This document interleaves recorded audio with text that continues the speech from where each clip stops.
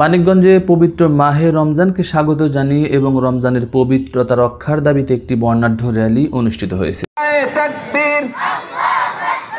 বৃহস্পতিবার সকাল 10:30টায় শহরের ওয়ারলেস গেট এলাকা থেকে দারুল আজহার মডেল মাদ্রাসার উদ্যোগে র্যালিটি শুরু হয়। র্যালিতে মাদ্রাসার বিভিন্ন বিভাগের কয়েক শত শিক্ষার্থী, অভিভাবক ও শিক্ষকরাও অংশ নেন।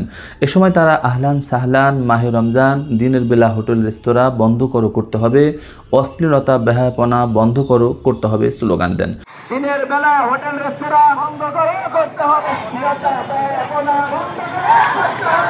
র্যালিটি বাস স্ট্যান্ড এলাকার সড়ক প্রদক্ষিণ শেষে পুনরায় ওয়ারলেস গেট এলাকায় মাদ্রাসার সামনে গিয়ে শেষ হয়। আহলান সাহলান মাহে রমাদান, আহলান সাহলান মাহে রমাদান, আল কোরআনের আলো ঘরে ঘরে জালো।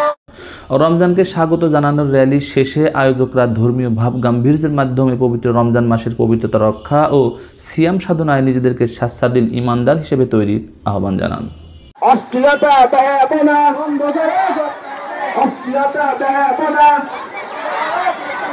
অশ্লীলতা বেহায়াপনা, দিনের বেলায় হোটেল রেস্তোরাঁ